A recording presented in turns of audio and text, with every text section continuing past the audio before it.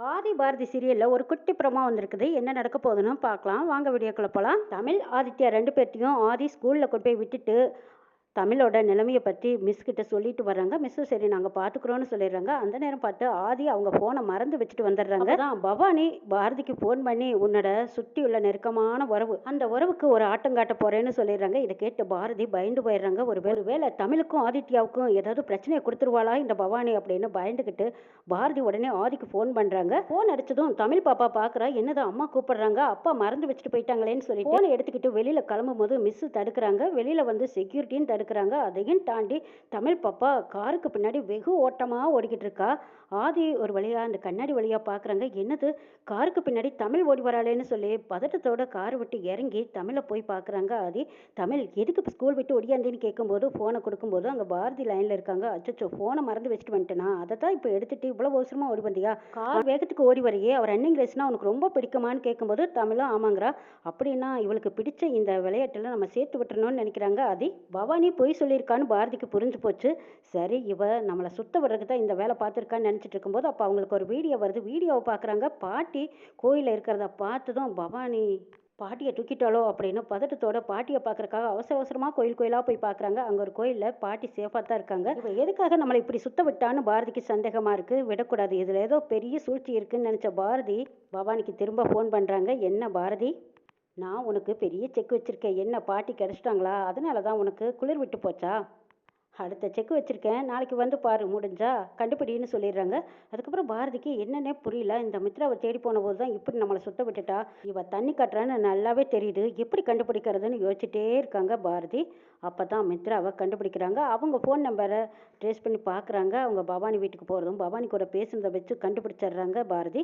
இதுக்கப்புறம் என்ன நடக்குமா இருக்கும் அப்படின்னு யோசிச்சு பார்த்துட்டு அப்போ அவங்க ரெஜிஸ்டர் ஆஃபீஸ்க்கு போயிருக்கிறது தெரியுது. அங்கே ரெஜிஸ்டர் ஆஃபீஸ்லேருந்து ஆதியோட பேருக்கும் ஒரு மெசேஜ் வருது. அதாவது பவானி வீட்டை ஏலம் விட போகிறதா மெசேஜ் வந்ததும் உடனே பாரதி உஷாராயிட்டாங்க. ஓஹோ இதுதான் காரணமா, ஆதியோட சொத்தை நீ ஏலம் போட்டு ஆட்டைய போடுறதா, விட மாட்டேன்டி, யார் சொத்தை யார் அனுபவிக்கிறது, யார் சொத்தை யார் ஏலம் விடுறது இருக்குதுடி உனக்கு அப்படின்னு நினச்சிக்கிட்ட பாரதி விடிய விடிய திட்டம் போடுறாங்க. இதுக்கப்புறம் நம்ம என்ன பண்ணலாம் அப்படின்னு யோசிச்ச பாரதி உடனே ஆதி கிட்ட சொல்கிறாங்க. ஆதி நாம் நாளைக்கே ஒரு வீட்டுக்கு ரெய்ட் போடுறோங்கிறாங்க. இதை கேட்டு ஆதி அதிர்ச்சி அடைகிறாங்க. என்ன பாரதி என்ன நினச்சிட்டு இருக்கீங்க, நீங்கள் எந்த செக்ஷனில் இருக்கீங்க, நம்ம கம்பெனியில் ஒர்க் பார்த்துட்டு இருக்கீங்க, அப்படி இருக்கும்போது இது என்ன இந்த வேலைக்கெல்லாம் சரியாகுமாங்க, செட் ஆகுமான்னு கேட்குறாங்க. கண்டிப்பாக செட் ஆகும். ஏன்னு கேட்டால் அது உங்கள் சொத்து ஆதி, உங்கள் சொத்தை இன்னொருத்தர் எடுத்து ஏலம் போடுறதை எப்படி விட முடியும், ஆதிங்கிற பேரில் இருக்கிற சொத்தெல்லாம் அவங்க ஆட்டுக்கு போட நினச்சா அது நடக்குமா, அது விடக்கூடாது ஆதி, ஒரு 3 ஆளை செட் பண்ணிடுங்க, செட் பண்ணி நாளைக்கே பவானி வீட்டுக்கு நம்ம ரெய்டு போகிறோம் அப்படின்னு பாரதி சொன்னதும் ஆதி நீங்கள் சொன்னால் ஒரு காரணம் இருக்கும், நான் ஏன் என்னென்னலாம் கேள்வி கேட்க மாட்டேன்னு சொல்லிட்டு ஆதி போலீஸ் யூனிஃபார்மில் வந்துட்டு இருக்காங்க. அங்கே 3 பேர்த்த கூட்டிகிட்டு போய் பவானி வீட்டுக்கு தான் போயிருக்காங்க. பவானி என்னடானா இங்கே ஏலம் விடுறதுக்காக ரெஜிஸ்டர் ஆஃபீஸில் இருந்து எல்லாரும் ஏலம் எடுக்கிறதுக்காக எல்லாத்துக்கும் மெசேஜ் அனுப்பிச்சிருக்காங்க. ஆதியோட வீட்டை ஏலம் எடுக்கிறதுக்காக நிறைய பணக்காரங்க வந்திருக்காங்க. பவானி 7 கோடி ரூபாய் சொல்லி ஏலத்தை ஆரம்பிக்கிறாங்க. அங்கே இருக்கிறவங்க ஒவ்வொருத்தராக கோடிக்கு மேலே லட்சக்கணக்கில் சொல்லிக்கிட்டு இருக்காங்க. பாரதியும் அந்த இடத்துக்கு ஏலங்கூற வருவாங்கன்னு பவானி எதிர்பார்க்கவே இல்லை. பாரதி வந்ததும் ஒரு தொகையை கோர்றாங்க. இதை பார்த்ததும் பவானி ரொம்பவே ஏளனமாக பேசுகிறாங்க. அடியே பாரதி என்னடி நினச்சிட்டு இருக்க, பிளாட்பாரத்தில் சேலையை 100 ரூபாய்க்கும் 200 ரூபாய்க்கும் கூவி கூவி ஏலம் விடுவாங்களே, ஏல வியாபாரம்னு நினச்சிட்டியா, நீ வந்து ஏலம் எடுக்கிற அளவுக்கு உனக்கு அந்த அளவுக்கு வசதி இருக்கா அப்படின்னு பவானி எல்லார் முன்னாடியும் இலக்காரமாகவும் கேவலமாகவும் கேட்குறாங்க. இதை கேட்ட பாரதி அடடா பவானி என்னோட பவர் தெரியாமல் நீங்கள் பேசிட்டீங்களே, ஏலம் எடுக்கிறதுக்கு யார் வேணாலும் வரலான்னு உங்களுக்கு தெரியாமல் போச்சு, என்னை பார்த்தா பிளாட்பார்ட் ஏலம் மட்டும் எடுப்பான்னு நினச்சிங்களா, இந்த மாதிரி பெரிய பெரிய கோடிக்கணக்குலையும் நான் ஏலம் எடுப்பேன் தெரியுமா அப்படின்னு சொல்லிட்டு இருக்கும்போது அது எப்படி முடியும் அப்படின்னு பவானி ரொம்பவே தூசா பேசிகிட்டு இருக்காங்க. அங்கேருந்து வந்தவங்க எல்லாருமே சரி ஏலத்தை முடிச்சிடலாமா அப்படின்னு கேட்டுட்டு இருக்கும்போது அப்போது அவங்க ஒரு தொகையை சொல்கிறாங்க. அதிகம் அதுக்கு இடம் ஒரு தொகையை சொல்லிக்கிட்டு இருக்காங்க. பவானி பாரதியவே பார்க்குறாங்க. இவ என்ன நோக்கத்தில் வந்திருக்கான்னு தெரியலையே, இவ வந்திருக்கிறத பார்த்தா கண்டிப்பாக ஏதோ ஒரு சூழ்ச்சியோட தான் வந்திருக்கா அப்படின்னு பவானிக்கு புரிஞ்சு போச்சு. ஏகாம்பரம் பவானி கிட்ட சொல்கிறாங்க, பாரதியை பற்றி உனக்கு தெரியாதா, பாரதி எப்பேற்பட்ட இடத்துலையும் களம் இறங்குவா, நம்மக்கிட்ட மோதி பார்க்கணுன்னு விரும்பிட்டா, பாவம் சின்ன பொண்ணு, பரவாயில்ல விடு அப்படின்னு ஏகாம்பரம் சொல்லவும் அப்போ பாரதி சொல்கிறாங்க, என்ன பவானி மேடம், உங்கள் வீட்டுக்காரரே என்னை புரிஞ்சுக்கிட்ட அளவுக்கு கூட உங்களால் புரிஞ்சுக்க முடியலையே, சரி சரி பரவாயில்ல, ஏலம் விடுறதுன்னு வந்தாச்சு, ஏலத்தில் எடுக்கிறதுக்கும் வந்தாச்சு, நீங்கள் என்ன ரேட் சொல்கிறீங்க, 7 கோடி ரூபாயா, அதுக்கு மேலே நான் வச்சு எடுக்கத்தான் போகிறேன், இந்த வீடு எனக்கு மட்டும்தான் சொந்தமாக போகுதுன்னு சொல்லிக்கிட்டு இருக்காங்க. அப்போது பவானியும் 7 கோடியை சொல்கிறாங்க. அதுக்கு மேற்கொண்டு லட்சக்கணக்கில் சொல்லிக்கிட்டு இருக்காங்க. கடைசியாக 8 கோடியே 1 ரூபாய்னு சொல்கிறாங்க பாரதி. பாரதி அதிரடியாக களத்தில் இறங்குனதுமே பவானி கொஞ்சம் பின்வாங்குற மாதிரி இருக்கு. இது ஸ்ட்ராங்கான நோக்கத்தோட தான் வந்திருக்கா. இந்த இடத்துல நம்ம ஜெயிப்போமா அவ ஜெயிப்போமான்னு போராடிக்கிட்டு இருக்கும்போது அப்பதான் பவானிக்கு ஒரு ஃபோன் கால் வருது. பவானி வீட்டு செக்யூரிட்டி ஃபோன் பண்றாங்க. மேடம், நம்ம வீட்டில் ரெய்டு நடந்துட்டு இருக்கு, இருக்கிற பணத்தை எல்லாம் வலிச்சு எடுத்துட்டாங்கங்கிறாங்க.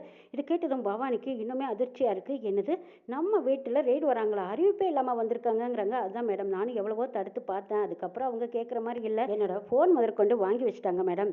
என்னோட ஃபோன்லேருந்து பேச முடியல. அதான் வேறொருத்தர் ஃபோன்லேருந்து நான் பேசி தகவல் சொல்கிறேன்னு செக்யூரிட்டி தகவல் கொடுத்துட்றாங்க. பவானி இந்த இடத்துல ஏலத்தை முடிக்கிறதா, நம்ம வீட்டில் நடந்துட்டு இருக்கிற ரெய்டை பற்றி விசாரிக்கிறதா புரியாமல் தவிச்சிட்டு நிற்கிறாங்க. இங்கே பாரதி அப்படி சிரிச்சிட்டு நிற்கிறத பார்த்ததும் பவானிக்கு எரிச்சலாக இருக்குது. ஏண்டி, என்னடி நினச்சிட்டு இருக்க? என்னோட சூழ்நிலை தெரிஞ்சு என்கிட்ட விளையாடுறியா? என்கிட்ட மோதுனா என்ன நடக்கும் தெரியுமாங்கிறாங்க. எல்லாமே நடக்குமே, நீங்கள் தெருவில் நிற்பீங்க, நடந்து போவீங்க, இதுதான் நடக்குங்கிறாங்க பாரதி. இது கேட்டதும் பவானி இன்னும் ஆத்திரப்படுறாங்க. அப்போ ஏலம் முடிக்கலாமா அப்படின்னு கேட்டுட்டு இருக்கும்போது, இருங்க சார், பொறுங்க, இவங்க தான் கேட்டிருக்காங்கல்ல, பார்க்கலாம் அப்படின்னு சொல்லி, மேடம் உட்காருங்க, இன்னும் ஏலம் முடியல, இன்னும் கூறணும்னு நினச்சிங்கன்னா நீங்கள் கூறுங்க. ஏலம் முடியாதுக்கு முன்னாடி பயந்து ஓடாதீங்க மேடம். 8 கோடியே 1 ரூபா தானே நான் சொல்லியிருக்கேன். அந்த 1 ரூபா முக்கியமான ரூபா தெரியுமா அப்படின்னு கேட்குறாங்க பாரதி. இது கேட்டதும் பவானிக்கு இன்னும் எரிச்சலாக இருக்குது. ஆதி சரவணன் பவானி வீட்டில் போய் ரேட் நடத்துகிறாங்க. அங்கே போய் பார்த்தா எல்லாமே வெறும் கணக்கில் இல்லாத பணம் நகைகளாக இருக்குது. இதை பார்த்ததும் சரவணனுக்கே அதிர்ச்சியாக இருக்குது. சரி, இந்த பணத்தையே எடுத்து அவங்கக்கிட்டேயே கொடுத்து இந்த வீட்டை ஏலத்தில் எடுத்துடலாம் அப்படின்னா அந்த பணத்தோடு வந்து நிற்கிறாங்க ஆதி. இதை எதிர்பார்க்காத பவானி அந்த இடத்துக்கு ஆதி வந்திருக்கிறத பார்த்ததும் அப்படியே தூக்கி வரப்படுது. ஐயோ, என்னது, ஆதி வந்திருக்கானே, இந்த இடத்துல நம்ம நிற்கக்கூடாது, வாங்க போகலாம் அப்படின்னு ஏகாம்பரத்தை கூட்டிகிட்டு அங்கேருந்து ஓட்டம் படிக்கிறாங்க பவானி. இதை பார்த்து பாரதி சிரிக்கிறாங்க. என்ன மேடம், ஏலத்தை சரியாக முடிச்சுட்டு போகலாமில்ல, இப்படி பயந்து ஓடுறீங்களே, இந்த பணமெல்லாம் உங்களுக்கு ஒரு காசா? என்ன மேடம், என்னை பார்த்து இப்படி பயந்து ஓடுறத பார்க்கும்போது எனக்கே அசிங்கமாக இருக்குது. நீங்கள் இப்படி ஓடலாமா அப்படின்னு சொல்லி பவானியை இன்னும் எரிச்சல் படுத்திக்கிட்டு இருக்காங்க. அந்த இடத்துக்கு ஆதி வந்து நின்னதும், ஆமாம் இவங்க யார் அப்படின்னு கேட்கும்போது அப்போ பவானி எதுவும் பேசாமல் அமைதியாக நிற்கிறாங்க. பாரதி ஆதி கிட்ட போய், என்ன ஆதி, இவங்களை யாருன்னு உங்களுக்கு தெரியலையா? இவங்க ரொம்ப ரொம்ப நமக்கு முக்கியமானவங்க, வேண்டியவங்கன்னு சொல்லும்போது அப்போ ஆதி, என்னது இவங்க வேண்டியவங்களா? எனக்கு ஒன்றும் புரியலையே, இவங்க யாருன்னு தெரியலையே, இவங்களை பார்த்த மாதிரி இருக்கும் பார்க்காத மாதிரி இருக்கும் அப்படிங்கிற மாதிரி கிண்டலாக பேசிக்கிட்டு இருக்கிறத பார்த்த பவானி, இவன் சொல்லுவான், இதுக்கு மேலேயும் சொல்லுவான், ஒருவேளை நம்மளையும் மறந்துட்டானா அப்படின்னு நினச்சிட்டு இருக்காங்க. ஆனால் ஆதி வந்ததும் பவானியை பார்த்து, சித்தி எப்படி இருக்கீங்க, நீங்களாம் நல்லா இருக்கீங்களா, உங்களையெல்லாம் பார்த்து ரொம்ப நாள் ஆச்சு அப்படின்னு நலம் விசாரிக்கிறாங்க. இதை கேட்ட பாரதி வந்து சொல்கிறாங்க, இவங்க நல்லா இருப்பாங்க, நல்லா இல்லாமல் என்ன, உங்களை பார்க்குறக்கு தானே இவங்க இவ்வளோ நாளாக துடிச்சிட்டு இருந்தாங்க, உங்கள் மேலேயே எவ்வளோ பாசம் இருக்குது தெரியுமா இவங்களுக்கு அப்படின்னு பாரதி சொல்கிறாங்க. அப்படியே சொல்கிறீங்க, ஆனால் நான் இது வரைக்கும் சித்தியும் சித்தப்பாவையும் பார்க்கணுன்னு நினைக்கல, நான் மறந்து போனதே எப்படின்னு தெரியல, உங்கள் 2 பேர்த்தையும் பார்த்ததில்ல சந்தோஷம்னு ஆதி சொல்லிட்டு இருக்கும்போது அங்கே பவானி ஏகாம்பர முகத்தில் ஈயாடல. ஏன்னு கேட்டால், பணம் பறி போயிடுச்சே, என்ன என்ன நடக்கு